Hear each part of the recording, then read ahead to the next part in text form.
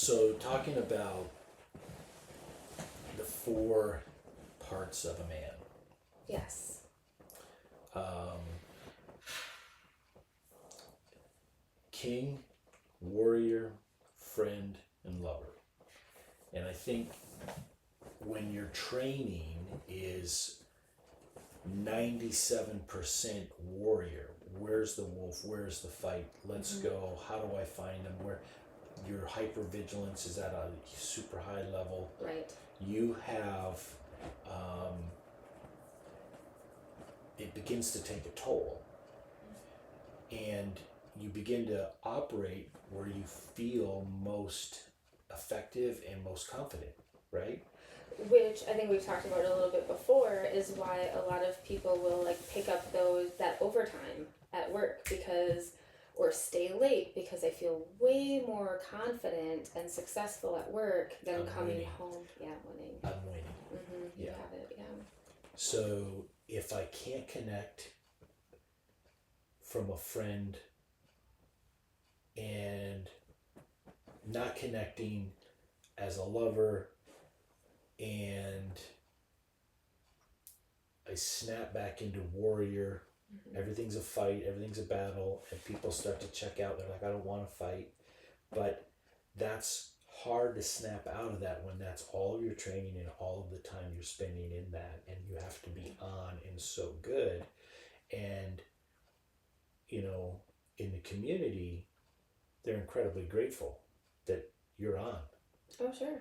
But the people that have to live with you at home Not as much. get less of that, less of you, right? Well, and I think it's about that balance because there's a time and a place for each of those. But really, in theory, at home, that should be the spot that the warrior can hang up their hat and take off their boots because there should be less of a fight at home. Yeah. There should be more of a king, friend, lover rotation. Yeah. At home, and warrior can be saved maybe more for at work, but of course we can dive even more into that. Sometimes we forget that once we're out of the military or once we're out of law enforcement, the warrior boots and hat don't really need to be on probably nearly as much as we're used to. Yeah. Well, that whole purpose is shifted and changed, Yes. right? And learning how to shift is really tough, especially if you don't know what to grab onto. What happens is you say, okay, I need to shift, I need to change. What does that look like? But then you don't know, you can't find it, so you end up going back and picking up what you're good at. Yes. Because that you know that structure every day, you know exactly how that's supposed to look, you're an expert at it.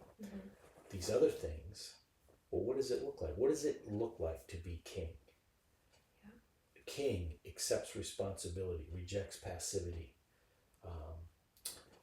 expects the greater reward, God's reward. So king has this, like, I look at it for me from a standpoint of, you look at how genuine and yet gentle king Jesus was. He laid out a model for men to say, you know what? You've got to be rejecting passivity, leading courageously, accepting responsibility. That's what the people around you need. And there's going to be a reward for that. Well, unpacking that, what that looks like for you and your family, you can take other models out there. That's the one that I look at because it fits, it makes the most sense. And when I step into that, it has the most positive effect on those around me. So I don't always want to be rejecting passivity, because then I got to step into stuff, and it's like, I don't always want to accept responsibility because it's maybe easier if you do it or somebody else does it, or look at my boys, 16, my youngest is 16, and he's in that place where he wants mom to leave him alone because he wants to be an adult. Sure. He's driving, but yet he wants mom to do everything for him. Oh. You don't live in that world, do you? with our 16-year-old, no, Yeah. he's fantastic on that. But I mean, others, yeah, right? Yeah. You want some of the reward, but not all of the responsibility. Yes, that's it. So it's learning how to kind of build that order and say, okay, friend, what is my queen or my princess need? So say you have your wife or your say you're a guy that is trying to figure this out, and are you a student of them? What does their day look like? Hey, I'm trying to unpack this. What in a friend what in a friend role do you need? What does that look like? Let's talk about that. Well, that would be a great conversation, to have. What do you need? Well, we know that there's a connection, emotional connection, that women long for mostly. Yeah. Not exclusively, but mostly. Mm-hmm. But then there's a physical connection that mostly men long for, right? So then you say, okay, well, let's look at that. And it's not, you can't lump everybody. Everybody's got their own dynamics, but just for the most part, that's what we see usually. Right. I Right? would say accurate. Yeah. Okay. So, well, if you're a king, you're realizing, am I giving a life? Am I a giver or a taker? Kings are givers. They give life giving. A good king is a giver. And it's like, are you making the people around you better? So thinking about that and unpacking that is a big part. And it's like, okay, well, how do you even know? Well, that's where you have to talk about it. Well, and I think when I hear king, I think of a leader who is powerful but not authoritative, not aggressive. Yeah. And that takes confidence and security in order to lead in that way. So how does a man start exploring invoking that king in him? So I think that's a great question, and it starts with character. So talk about, like, this is for a man, he'll understand this. Not that a woman wouldn't, but Thanks, men. Aaron. But you have character. Yeah. Character is like the oil that goes through an engine. If there's no oil in an engine, the friction begins to heat up to where it seizes up, and now you're stuck. The relationships are stuck. And a lot of men are driving around with a seized up engine because their character has not been in a place where they've overcome they're not in a place where they've committed to character to where nobody's looking. They still have character. And as they develop that and they grow through that perseverance, that develops character, and that develops this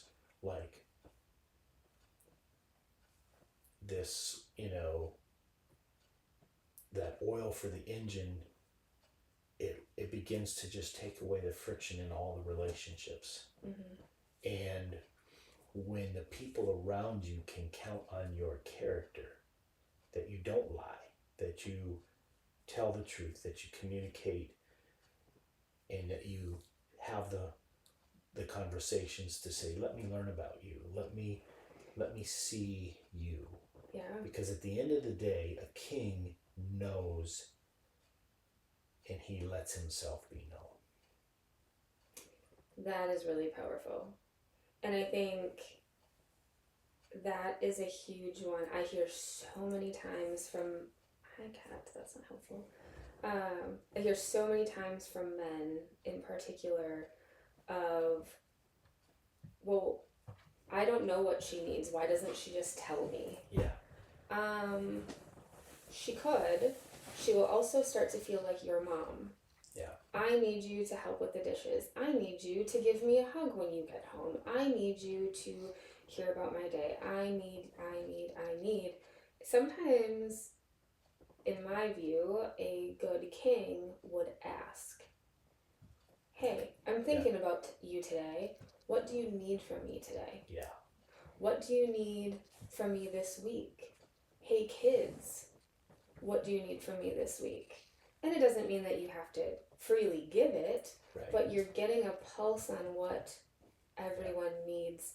And then pretty soon you maybe don't have to ask because you can kind of connect the dots. Oh, looking at the calendar, this is a busy week.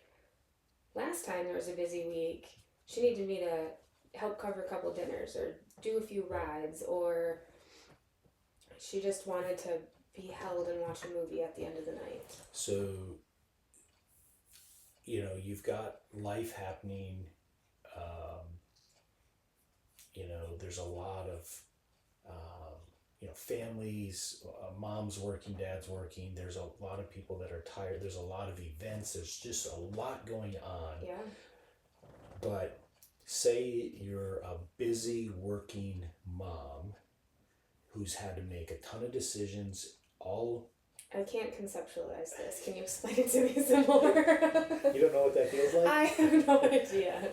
So when you come home and you didn't have to make decisions and it was just like, hey, I've laid out, this is, I've got this out, it's thawing out, let's make this for dinner. And it was just like, you didn't have to think, you could just say, oh. Perfect. Yes, sir. I would love that. That's what just came through my mind. Yes, sir. Yes, sir. Absolutely. That yes, is sir. What else would you like? That was a huge, so that would be someone that took some steps to lead. Yeah. So that I can hear my wife. I don't know if she would say yes, sir. But if I were to say, hey, when I take care of dinner, when I take care of things, when I make sure that there's just, if I build margin for her. Yes. It is like, I can go take a bath if you'd like. Whatever you want to do. Because these things are taken care of. And guilt-free. Right. There's the motive. It's like, no, that's a character of a king who is making the people around them better. Yes. And being a student of what is most special. So we talked about one time about the Big Five, and it was about these Big Five game animals in Africa, yes. Right? And if you don't kill them on the first shot, they come after you, right. And now you're the hunted. So you have to make it count. Right. And we look at kind of, for a king, what does that look like? Well, study other kings, number one. So for me, that was my relationship with God. He said, I'm going to give you the king above all kings. Here he is. He's my son. Follow him. He's a good leader. Okay, that's all I needed. So I started digging into that. And as I studied that, I began to realize, oh, I'm not like that. I got to leave. That had to be a little vulnerable, huh? Yeah. So it really starts to show me, it gives me something, okay, that's a king. Whew, I'm going to need help with that. So one, I had to ask for help. That's tough. So then I start to unpack that and I say, show me. Show me what I need to be. Show me who needs something from me. So my second Big Five, my first one is my relationship with my Heavenly Father. Because I've learned over the years that He is so for me. He so wants to help guide me, and I just got to ask for a little help. And He shows up. He's so good at that. And I know what He has for me is the best. So I ask Him more often. The wiser I get, the more mature I get, the more I ask Him for help. And then I say, okay, now who in my family, what do they need today from me? he actually can give me some insight on who he knows what's coming up in each one of their lives more than I do. Mm-hmm. So sometimes someone just kind of like, maybe it's my, middle son or my middle daughter or my oldest, just somebody like, okay, they're on my heart a little bit extra today. I'm going to call them today. I'm going to text them today. They're grown, but they've got stuff going on in their life, but it's special when say, hey, I was thinking of you today. Mm-hmm. And they're like, you won't believe what's going on today at work. I needed that. So there's insight that didn't come from me. Well, there's that intuition too, like trust your gut. If someone's on your mind, act on it, right? Yeah. Yeah. So I think that's one of the ways. But you mentioned earlier of, ask, talk. Let's, so hey, we're gonna go for a walk, but on this walk, I got a question for you. As a friend, what do you enjoy? Do you enjoy walks? No, I just go on walks because you like them. Oh, okay. We don't need to keep going on a walk. We can do this. We can do something else, right? But if you communicate, you learn that, right? So communicating on a regular basis, even if it's just like there's no motive, it's not after a fight. It's not. Yes. It's just a part of the rhythm of we're going to naturally communicate.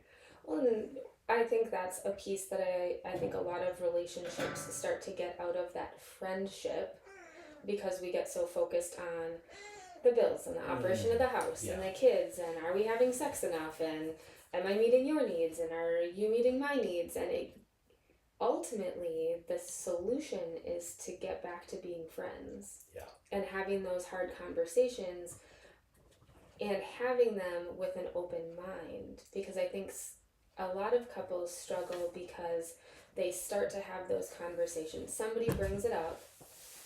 They have a lot of feelings about it. Yeah. And all of a sudden now having these conversations are no longer safe because it turns into a fight. Yeah. Or somebody gets offended and we can't rebound. Well, then now we stop having the conversations and we stop talking. And then the growth stops. That is very busy today. So, king, friend, lover, and warrior, balancing those out, being a student and how you can grow in each of those, learning from other friends, learning, from another king, but then, when it comes to as you're balancing those out and growing those, it gives space to some of those conversations. Like if friend and king and warrior are all out of balance, the conversations about lover are not going to go well. No. Right? Right? Pretty much the last thing on our mind, right? So when you can have commitment to those other three, it makes for a lot more movement and growth in that category too. So I think that's a big part, is when there's genuine commitment and it's like, well, let's keep working on this, but let's get all four areas. What can I be? What can I grow in this area too? And I think that as genuine communication established, trust grows, and that's a powerful thing. I would agree with you. I think you did a great job of explaining how to start shifting into the king role. We talked a bit about challenging that warrior role, and just because it's the most comfortable doesn't mean it needs to be the primary role. Needing to step out of it and learn when we should step out of it and when it's absolutely necessary to be in it. Right. We kind of talked about that friend role. So let's talk a little bit more about how to get back into that friend role. Yeah. Because, like you said, if the king role comes, the warrior is in check, the friend gets in line, that lover piece, that just comes pretty naturally. Yeah. Right? Yeah. And it comes alive. So that friend having those conversations, creating opportunity, whose job is that, do you think, to create that opportunity? Well, to me, the best way I know how to explain it is this is the part of King that says reject passivity, lead courageously, accept responsibility, and expect the greater reward. So those three difficult things come with a greater reward because even though it's hard and you have to lay pride down, I think just being a student and saying, okay, help me learn. If you had, someone coming to you and said, hey, not been a good friend, and I'm sorry about that. Let's have a conversation about what does it look like through your lens for someone to be a good friend to you. I mean, if that was a question posed to you, how would you step into that? Would you feel like, oh, where is this going? Is this a setup, or do you feel like, no, that was? I love that, and I think that speaks to the growth that I've really put on myself, because if I think back to 10, 15 years ago me, I'd be like really unsettled, right? There'd be a lot of insecurities, there'd be a lot of emotion, and I wouldn't be able to. But I think as I've grown, I've found my tribe, and I surround myself with these individuals that I can have the hard conversations with, and I know if they're bringing to me like, hey, you haven't been an awesome friend to me lately, or I don't feel like I've been an awesome friend to you lately, I know they're coming wholeheartedly. They're genuine. Yeah. It's genuine, and they're saying, I want to have this hard conversation because I want it to be better, not because I want to blame. Right. And I think that's the difference, is the blame versus the better. And ironically, I had a conversation today with a friend where she asked me how I was, and I said I'm all right. It's a very overwhelming week for me right now, so it's just a lot going on. And so I asked how she was, and she said, I feel really lonely. And right away, I said, hey, I want to talk to you about this. I also want to acknowledge I've intentionally distanced myself from you because your energy will suck me in a direction. I love your energy, but it will suck me in a direction that I can't be in this week. And she responded not with, well, that's a crappy thing to say, and blah, blah, blah, with, I love our friendship and that you could tell me that. I do miss you, but that's valid. And I can't wait to connect when you're on the other side of this. That's a friendship. That's a friendship. Yeah. And that's also the friendship that we should have with our spouse or our significant other. Because it's us against the world, not each of us against each other. So there's this tug of war that happens. And I think when you see the tug of war happening, race to be the first one to step out of it. That's what a king does. That's what a friend does, right? It says, okay, I want to step out of this, and I see there's a tug of war, and I don't want to play, because it is so miserable to be. It's exhausting. On top of all the other exhausting stuff, you come home to more exhausting. I can tell when tug of war is happening when I walk in the door and I feel. Oh, you can feel it. You can. When tug of war is happening, and that's the moment to say, "Hey, let's not do this. Let's not tug of war. I want to apologize." Because that's the biggest thing. I think when you are genuine and just say, I'm sorry that this is where we're at right now. I don't want to be here. Yeah. And that opens the door for, okay, we don't have to do this. At least where there's hope to work through, there's hope to move in a positive direction. But there's times where it's like, I guess if you're married long enough, you begin to just see the patterns, right? Sure. And Absolutely. our brain loves patterns because we Yes. know, oh, if there's a certain eye roll or if there's a certain, it's fine. Right? It's not fine. And It's right? 0% fine. I'm fine. I don't want to. No, you're not. But okay, we're gonna go that route, right? So you just separate, and it's like, okay. But the hard part is when you separate and you don't come back together. Yeah. And I think out of a lot of the women that I speak with and sit with, they want that king. And I'm not trying to make this sexist or in any way, shape, or form, but I think it takes a strong man to allow a woman to step out of her, I need to be a leader. Yeah, I will speak for myself. I feel a strong leader. I can put my king hat on all day long. And if I need to do it all night long too, absolutely. But then I need a man that can also slide into king so I can take a step back and be a queen and be a little taken care of. And in return, when I'm taken care of like that, I just want to return that tenfold. Yeah.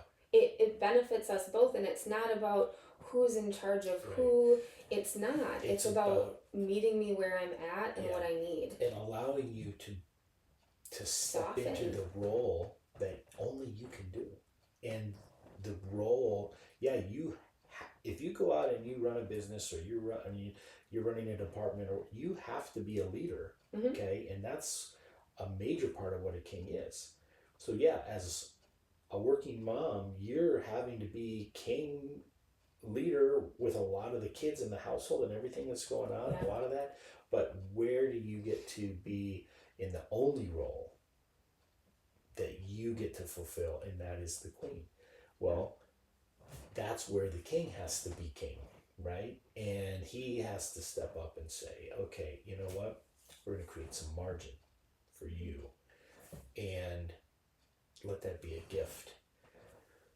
And being a student of that, knowing the calendar, knowing the things, that starts to be like, that's my king, right? It opens your eyes. And then I want to give him that margin back, because if I'm in my king role all the time, right? So I'm in king role at work, and then I'm running the household, and I'm, correcting and prompting children all of the time, and not getting to be soft and play and cuddle or sit and talk, and my king is taking his margin. There's resentment, and I hear that a lot from couples. I agree. So you take these dynamics and you look at, we talked a little bit today about what home life is like. Okay, and you look at the relationships at work, within the agency, there's certain roles that can be played there. Absolutely. But then there's certain roles that are just for home, right? So what I have seen is men that are really disconnected at home, but are incredible in what they do. They've learned how to be a good friend somewhere in other places. You can learn how to be a good friend at home. You can learn how to be those things.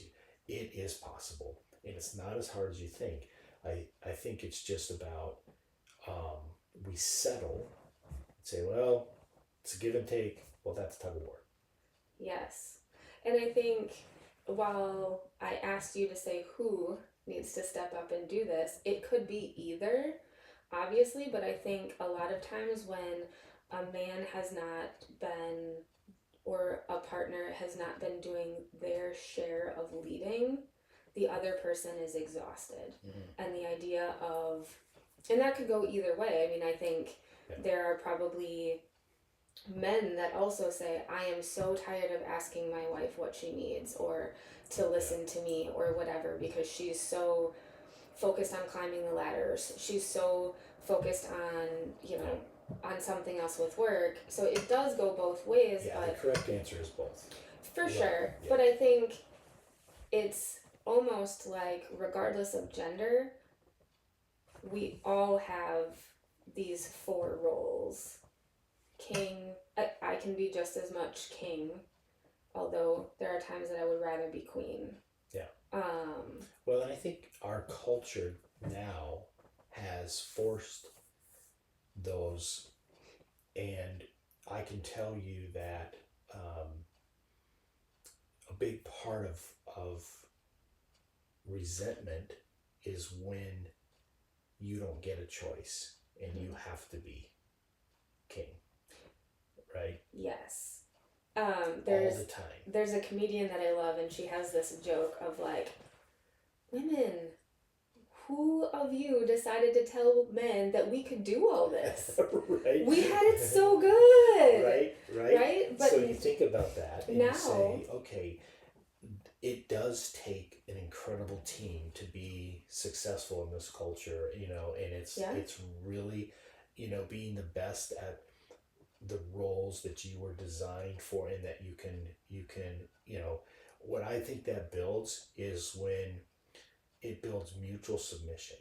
And it's not like, oh, my role's above your role. No, these roles are interdependent, and we win if I am fulfilling and stepping into my role and you're fulfilling and stepping into your role. Well, then, like you said earlier, it benefits greatly both of them. Absolutely. And thinking about, speaking of how our culture has changed, women did at one time stay at home. Their job was raise kids, take care of the home. The man's job was to go work 40, 50, 60 hours a week, come home, and, maybe coach Little League, things like that, right? But now we have more and more women who are, yes, they are still doing all of those things, plus a 40, 50, 60 hour a week job, and carpooling, and, stepping into those roles. So there's probably some phases that's more realistic than, it happens more at certain ages of your family in certain stages, right? So how does that make you feel if you've had to live in that? How does that begin to wear on you as a mom if you had to work in that? So what I hear and experience, like what I hear from other women, is it means I have to always be on. I cannot fail. I cannot slack. I don't have a partner. Yeah. It is, I just have more expectation. Okay, so that right there. Take that and you take an officer. And what did you say? I have to always be on. I cannot fail. I need a partner. Well, if those things are true at work, and there actually is this close community that's happening, now you feel energized to be more there than at home. But yet the same things. So this is where I'm getting at. When we tell our spouse, you don't understand what I'm going through. Usually it's the exact same thing. I don't. Tell me but about in your it. world, right? But in your world, so that's a key insight to both spouses to say, wait a minute, they're probably exhausted and getting burned out just like I am. And that goes back to the power of communication and connection and being that friendship. Yeah. Because when I ask you about your day, Aaron, and you tell me, man, I'm so tired of making decisions, right? And then Instead, if I were your spouse, instead of being like, yeah, tell me about it, go, that has to be exhausting. Yeah. I am listening to focus on you versus competing. Yeah. And I think that's what a lot of us get into is, oh yeah, let me tell you about my day. Right. Yeah, let me tell you one about up this. you, right? Absolutely. And it's not a competition. So that's the They tug of war can thing. both be true. You can have a horrible day and I can have a horrible day. So let's think about this. One thing you talked about is a lot of women are having to be king or fulfill a king role. Yeah. Right? Okay. Do you think that a man can be a queen? That's really tough. And here's what I think is really warped is what we have is there's an expectation that, okay, well, everybody just has to do everything. Well, and I believe that part of our culture is putting those expectations. I think they're unrealistic expectations. Yeah. Okay. Now,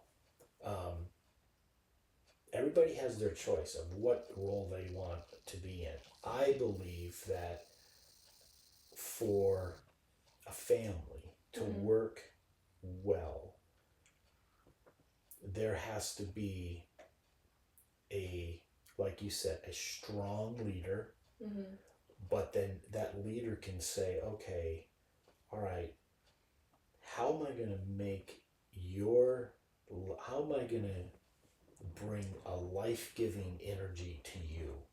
Yeah. Because leaders,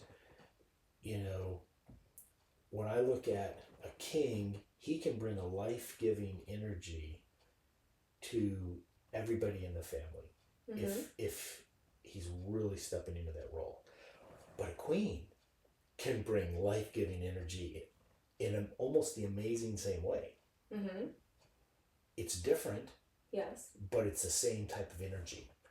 And I think that's really what we're trying to look at is okay, if we can help each other really be the best we can be for the family. Now it comes back to what we've been saying is there's a win for everybody, and we're all growing. We create an environment where it's safe, it's healthy, it's life-giving, it's growing, and now that environment, you want to do well for your kids. Oh yeah. Right? Right. Can you create that work that goes into that? I think that helps them launch in a crazy way. Absolutely. It's teaching them the ideal of all of these core characteristics and values. To answer your question, I think that a man can be queen. I think it kind of goes back to characteristics and skill set. I know some great successful families that, from the outside looking in, yeah, she's the king. She goes out and wears the pants of the family, or sure, absolutely, right? Like there are yeah, some men that actually really thrive in the growing young men and maybe doing some of those things, but a great woman who can put on that king hat can also at home slide into queen and let him take lead. So I feel like it's about finding that balance of give and take. Yeah, and I think that's just where our culture's at. Your role in the society you work in, the culture, it demands different parts of you, right? It demands. Sure. I think when you look at each person taking and saying, okay, what does an ideal king look like for this family? Who does that person need to be? That's what I want to be. Let's discover that. What does the family need from me as a friend, from a warrior? I think you've got a lot of little boys growing up that want to be warrior, and they don't get a good picture of what that is, and then it's they're missing what the king is. They're missing what the king is. Because otherwise, you have a whole bunch of warriors running around with no leadership. So then you think about, this is the way a guy put it one time. He said, when you have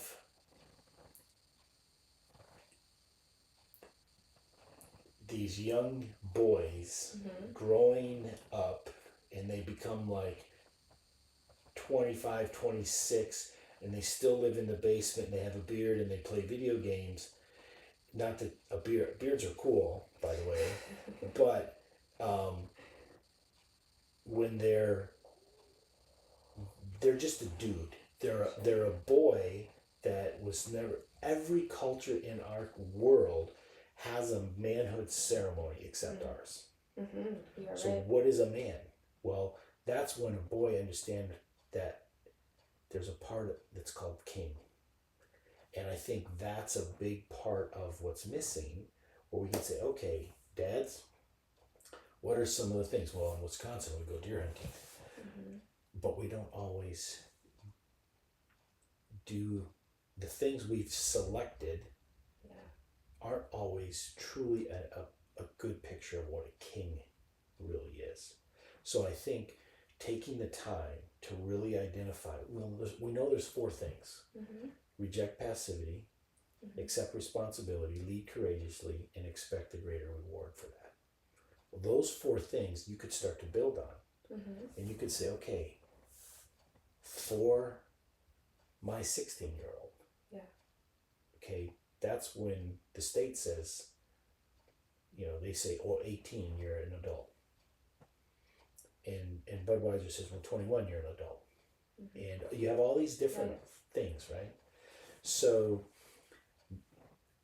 to me, if I look at who my family was given to be their dad and their husband,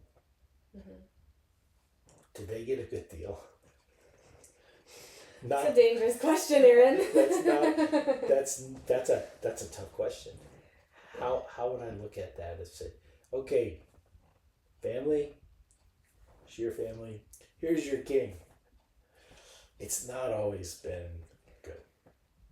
And I think, going back to the conversation about how we show up as a friend, I don't think anybody is expecting perfection. Yeah. And I think men in particular, your pride gets in the way when you know that you fucked up. Well, and I think that's a big part of it is how do we go back and make things right? How do we go? Well, we have to reject passivity. Yeah. We have to lead courageously. It comes back to those things in every mess up, every victory, every So it's about what would it look like in the good, bad, and ugly in those things. Well, and I think when I hear you say reject passivity, that means having the hard conversations. That's it. Marriages and relationships fail 100% of the time based off of the hard conversations we don't have.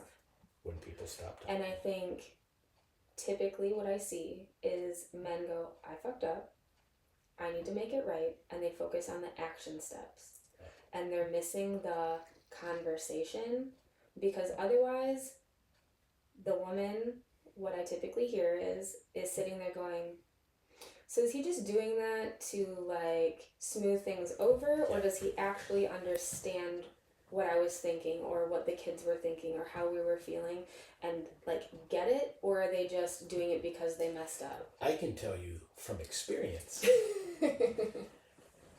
that I don't get it a lot of the times. But here I think is where the change is. If I were to say, okay, you know what? I'm missing some things here. I've got to be better. I'm going to invest in where I can be a better leader, king with character, better friend, and really there's some things I want to protect the family from. I want to do that in a healthy way as warrior. But genuinely stepping into those and saying, okay, let's have a hard conversation about where do you think I missed it in my character about what's going on. Help me see that, because that, I think, for me, helps me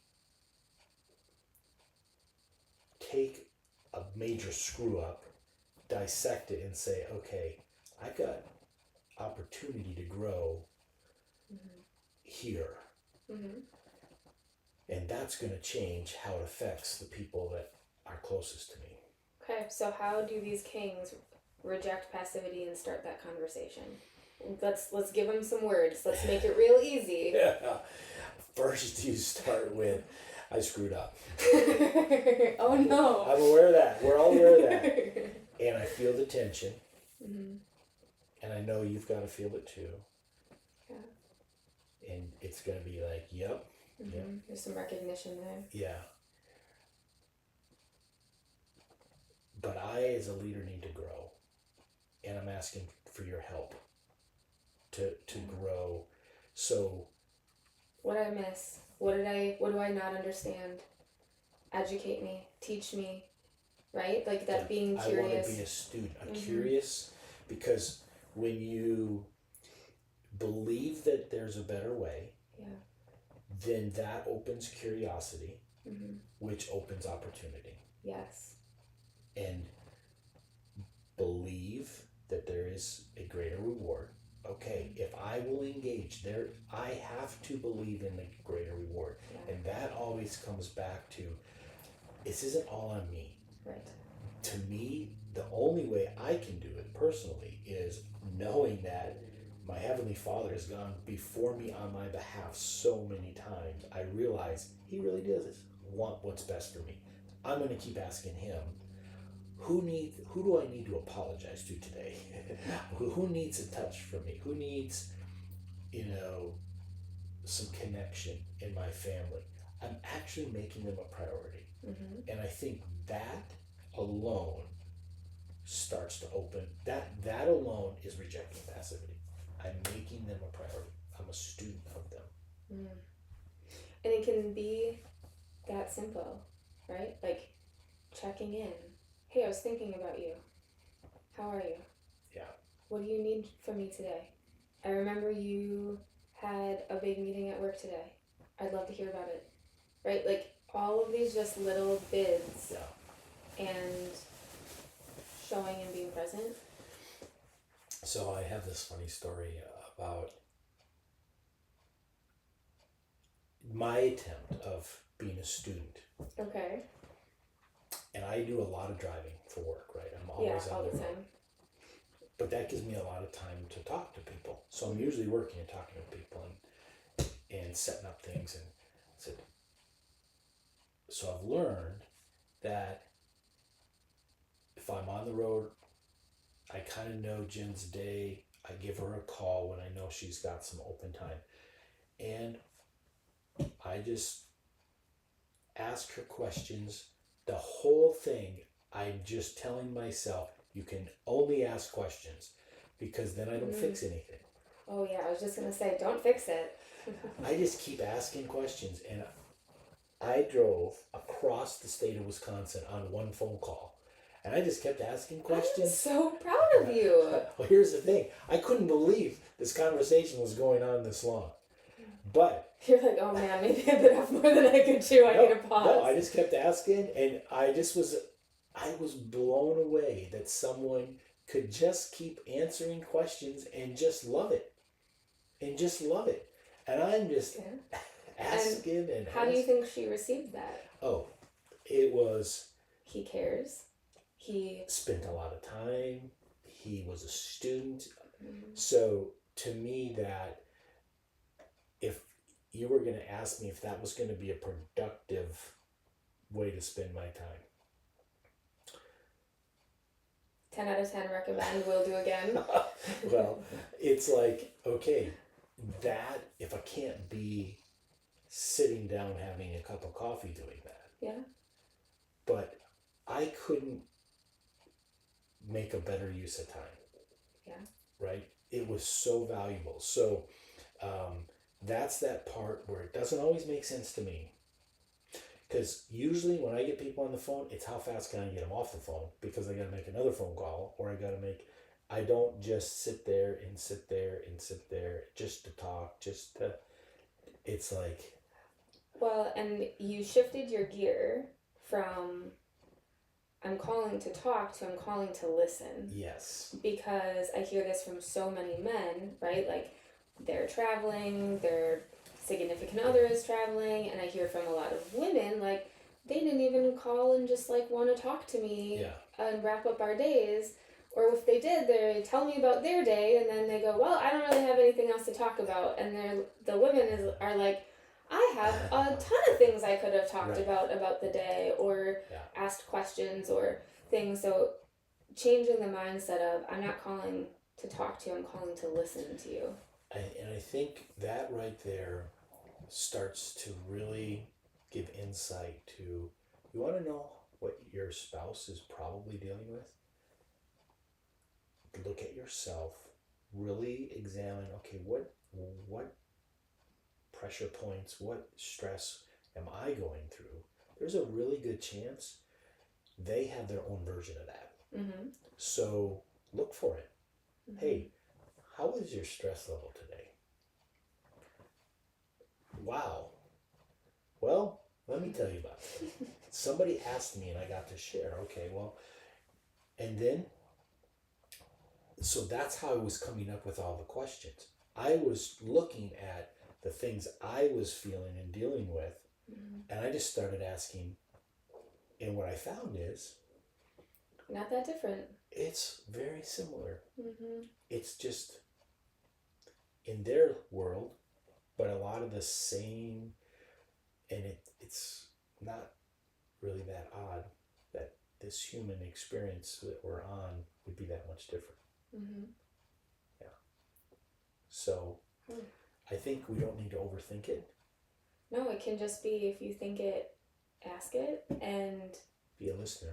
Yeah, be a listener. Fumble through asking and bringing it up. Who cares? It's better than nothing. Yeah, exactly. Awesome. Well, good. Good combo. Thanks.